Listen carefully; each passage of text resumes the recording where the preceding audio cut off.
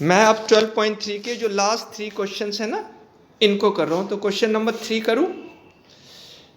3 कह रहा है find the ratio in which the Y Z plane divides the line segment form by joining the points -2, 4, 7 and 3, -5, 8।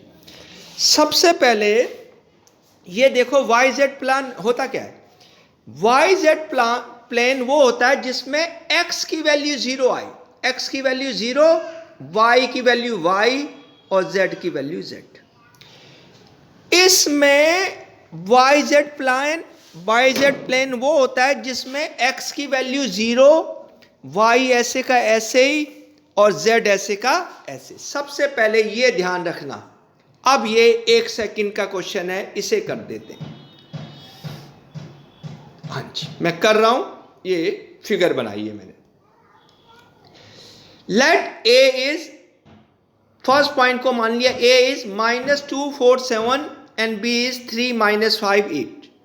Let the Y Z plane divides in the ratio k:1। ये मैंने Y Z plan बना दिया और ये k:1 कर दी।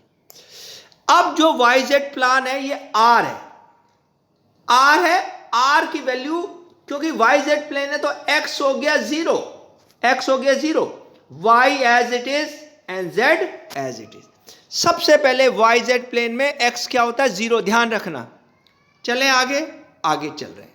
ये figure देख लिया आपने, आगे। हाँ जी, मैंने लिख दिया है इन वाई जेड प्लेन, मैंने लिख दिया in Y Z plane x coordinate is 0। अब आगे देखो, मैं इसे छोटा कर रहा हूं जरा जानबूझकर, आगे। हाँ जी, अप्लाई सेक्शन फॉर्मूला। दोबारा बता रहा हूं, सेक्शन फॉर्मूला k:1 है तो सेक्शन फॉर्मूला क्या होता है, ये क्रॉस जाता है, ये यूं k इससे मल्टीप्लाई होगा तो 3 इंटू k दिख गया, 1 इंटू -2 दिख गया अपॉन k+1। अगला y, फिर वही k इंटू -5 k, 1 किससे होगा 4, ये क्रॉस होता है अपॉन k+1। और क्या होगा k into 8 k, 1 into 7 upon k+1। ठीक है। अब मैं इसे बड़ा कर देता हूं। ये अभी मैंने सेक्शन फॉर्मूला बताया, आपको पता लग गया, बार बार हम सेक्शन फॉर्मूला लगा रहे हैं। अब क्योंकि ये मैंने कहा सॉल्विंग 1, क्योंकि 2 तो सॉल्व हो नहीं सकता, 3 भी सॉल्व नहीं हो सकता, तो मैंने कहा सॉल्विंग 1।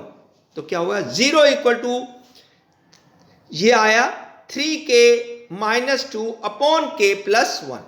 ठीक है, ये यहां तक आ गए हम। यहां तक क्रॉस मल्टीप्लाई, जब ये 0 से क्रॉस मल्टीप्लाई होगा तो सारा 0, तो क्या हुआ 0 इक्वल टू 3k-2। तो 3k-2 equal to 0, 3k equal to 2, ये 2 उधर चला जाएगा, +2 हो जाएगा, k इक्वल टू 2/3। तो रेशियो क्या है, रेशियो है k:1। k कितनी है 2/3:1। आगे जब इसको 2/3:1 को करेंगे, क्रॉस मल्टीप्लाई हो जाएगा, ये हो जाएगा 2:3। तो आंसर आया 2:3। अब इस क्वेश्चन में उसने यहीं तक वैसे एंड हो गया, लेकिन अगर वो कहता फाइंड द वाई कोऑर्डिनेट्स, अगर वो कहता find the Y coordinate and Z coordinate, तब क्या करते। अगर वो कह देता है कि find the Y coordinate as well as Z coordinate, तो देखना मैं क्या कर रहा हूं, देखना। हाँ जी, अब मैंने यहां करा है, मैंने कुछ लिखा है, we can find y and z by putting the value of k in second and third। अगर हमें वो y और z कोऑर्डिनेट पूछता है तो मैं k की वैल्यू रख देता हूं। तो मैं उसमें रख रहा हूं, किसमें रख रहा हूं, सेकंड और थर्ड में। सेकंड क्या था, सेकंड था y equal to -5k +4 upon k+1, ये था। तो रखो जी, यहां रखो, ये -5 एज इट इज, k की वैल्यू 2/3 +4 अपॉन k की वैल्यू 2/3 +1। तो -5 इंटू 2 -10/3 +4, और ये हो गया 2/3 +1। अब इसका एलसीएम 3 लेंगे, एलसीएम लेने आता आपको तो हो गया -10 + 12/3 और ये हो गया 2 + 3/3। ये 3 और 3 कैंसिल हो गया तो आंसर देख लो कितना आएगा। आंसर आया, ये आंसर आया 2/5। ये मैं ये देख लो 2/5। आगे मैंने लिखा है similarly we can find Z. अगर आपको वो z फाइंड करने को कह रहा है तो z भी फाइंड कर सकते हैं। कैसे? By putting the value of k in third. ठीक है जी, ठीक है। चले आगे, आगे और क्वेश्चन कर लेते हैं। देखना जी क्या कह रहा है ये क्वेश्चन। कह रहा है using section formula show that the points a, this is a, this is b and this is c are collinear। collinear का मतलब दे लाई इन द सेम लाइन, यानी एक ही लाइन में। तो लेकिन इस बार हमें मैंने जो collinear प्रूव करें सारे क्वेश्चन वो डिस्टेंस फॉर्मूले से करें, लेकिन इस बार वो कह रहा है डिस्टेंस से मत करो, किससे करो? सेक्शन से। तो मैं सेक्शन फॉर्मूले से कर रहा हूं। देखना जी, मैंने सबसे पहले फिगर बनाई है, सबसे पहले मैंने फिगर बनाई है। देखिए ये फिगर बनाई, क्या लिखा है मैंने? Let P divides AB in the ratio K:1। अब आप कहेंगे जी P कहां से आ गया? मैंने अपनी मर्जी से ले लिया, मैंने C को भूल गया। Let P divide AB in the ratio K:1। तो ये A की वैल्यू पहले गिवन है 2 - 3 4। ये b की वैल्यू है -1 2 और 1, और ये मैंने p ले लिया xyz। सही है। आगे मैंने लिखा है apply section formula.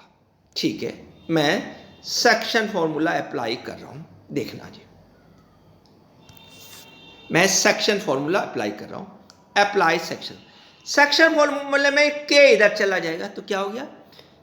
k × -1 - k, 1 × 2 2/k+1। ये आई इक्वेशन नंबर 1। ठीक है, सेकंड क्या आई? दोबारा से y क्या आया? k × 2 2k, 1 × -3 ये 1 दिख नहीं रहा, /k+1। और z क्या आया? k × 1k, 1 × 4 4/k+1। तो ये इक्वेशन 1 आ गई, ये इक्वेशन 2 आ गई, ये इक्वेशन 3 आ गई। अब तो आपको सेक्शन फॉर्मूला लगाना आ ही गया होगा। ठीक है, आगे देखना है, आगे। अब अजीब बात कह रहा हूं मैं, क्या कह रहा हूं देखना। अब मैं अजीब बात कह रहा हूं देखना। अब मैंने सी पॉइंट का यूज नहीं करा जो उसने दिया है। अब मैं सी को चेक करूंगा। क्या कहा है? B check whether for some value of K the points P coincide with C। ये C की वैल्यू है। अब मैं क्या कर रहा हूं? C के 3 कोऑर्डिनेट है, तो मैं किसी एक कोऑर्डिनेट को चेक कर रहा हूं। अगर मैं एक कोऑर्डिनेट को चेक कर रहा हूं, अगर सेकंड ये आ जाता है और थर्ड ये आ जाता है, कोइंसाइड माने होता है कि वो दोनों एक जैसे एक ही पॉइंट पर आ रहे। आगे मैंने क्या कहा है? अब मैंने कहा पुट x = 0 इन 1। x = 0 को मैं C का एक पॉइंट चेक कर रहा हूं 0। C का मैं एक पॉइंट चेक कर रहा हूं। कौन सा पॉइंट चेक कर रहा हूं? 0। और कोई पॉइंट चेक नहीं कर रहा, मैं 0 चेक कर रहा हूं। पुट x = 0 इन 1। ये 1 है, ये वाली चीज 1 है और ये x है। तो x 0 करा, 0 = -k+2/k+1 क्रॉस मल्टीप्लाई। जब क्रॉस मल्टीप्लाई करेंगे तो ये सारा 0 हो गया। 0 = -k+2 इंप्लाइज -k+2 = 0। ये 2 को उधर ले गए, -k = -2। हाँ जी, आगे माइनस और माइनस कैंसिल, k आ गया 2। अब k कितना आया? 2। आगे देखें मैंने क्या करा है। हाँ जी, आगे देखना मैंने क्या करा है। k2 आ गया। आगे मैंने क्या करा? Put k = 2 in second and third. Second क्या था? सेकंड था 2k - 3/k+1। ये था। इसमें k की वैल्यू पुट कर दो 2, ये पुट करो, क्या आया 2 इंटू 2 -3 अपॉन 2 + 1, और 3 क्या था, 3 था k + 4 अपॉन k + 1, ये था। इसमें भी पुट करो, k = 2 पुट करो, 2 + 4 अपॉन 2 + 1, तो क्या आया मैक्स y = 2 इंटू 2 4 - 3 अपॉन 3, तो y आया 1/3, एंड z आया 6/3, काट देंगे, z आया 2। अब ये अजीब बात हो रही है, आप कहेंगे जी क्या अजीब बात हो रही है? अजीब बात ये हो रही है, जब मैंने x 0 लिया तो y अपने आप आया 1/3 और z अपने आप आया 2, लेकिन ये p के कोऑर्डिनेट आए, किसके कोऑर्डिनेट आए, p, लेकिन यहाँ ये p के तो कोऑर्डिनेट है, लेकिन क्वेश्चन में c के भी यही कोऑर्डिनेट है। Now coordinates of p are 0, 1/3 and 2 which are same as the coordinate of c, जो c के कोऑर्डिनेट है वो भी सेम है। अब एक ही पॉइंट, दो पॉइंट्स के कोऑर्डिनेट सेम नहीं हो सकते, it means p and c are same. जब p and c are same है, therefore a, b and c are collinear. क्यों कोलिनियर है? क्योंकि मैंने ये स्ट्रेट लाइन बनाई है। जब स्ट्रेट लाइन बनाई थी a p b की, तो p की जगह क्या चलेगा, c, तो a c b are also collinear. तो ये बड़ा अच्छा क्वेश्चन है, इसे समझना था। आगे देखिए, आगे पेज नंबर 3 पे एक और क्वेश्चन है, लास्ट क्वेश्चन है, उसे भी करवा दें। आगे find the coordinates of the points, find the coordinates of the points which trisect, find the coordinates of the point which trisect the line segment joining the point P4 to -6 and Q10 -16 and 6। अब हमें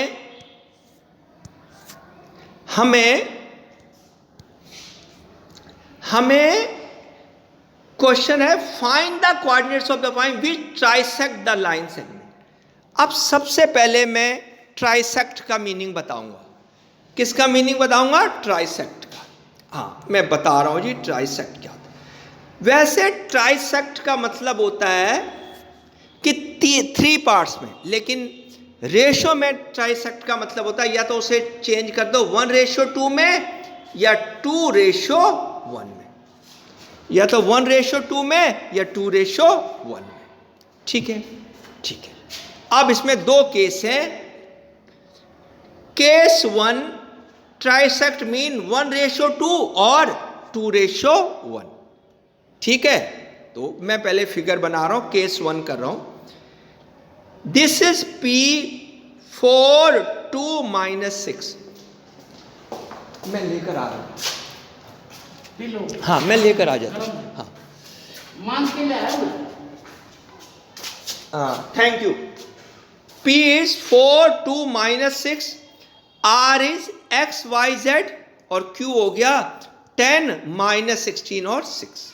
ठीक है, ठीक है, ठीक है जी, ठीक है। अब ध्यान से देखना, जितने ध्यान से देख सकते हो। पहले मैंने किसका मतलब बता दिया? पहले मैंने मतलब किसका बता दिया? ट्राइसेक्ट का। किसका? ट्राइसेक्ट का। अब कुछ नहीं करना, आगे देखना, आगे देखना जी, आगे। Apply section formula. मैं सेक्शन फॉर्मूला बता रहा हूं। x = ये इधर चला गया, ये इधर चला गया, तो क्या हो गया? 2 × 4 8, 1 × 10 10 अपॉन 1 + 2। सही है। आगे, आगे, अगला, अगला करो, अगला 1 × -16, ये इधर चला गया, ये इधर चला गया। 2 × 2 4 अपॉन 1 + 2। आगे z 1 × 6 और ये 2 × -6 अपॉन 1 + 2। ये सेक्शन फॉर्मूला दोबारा देख लो। सेक्शन फॉर्मूले में हम क्रॉस करते हैं, ये 2 इधर वाली चीज से मल्टीप्लाई होगा और 1 इधर वाली चीज से। x से मल्टीप्लाई होगा, तो जैसे मैंने करा 2 को किससे मल्टीप्लाई करा? 4 को, ये x है, और 1 को 10 से। पहले वाले कोऑर्डिनेट x, दूसरे वाले y और तीसरे वाले z।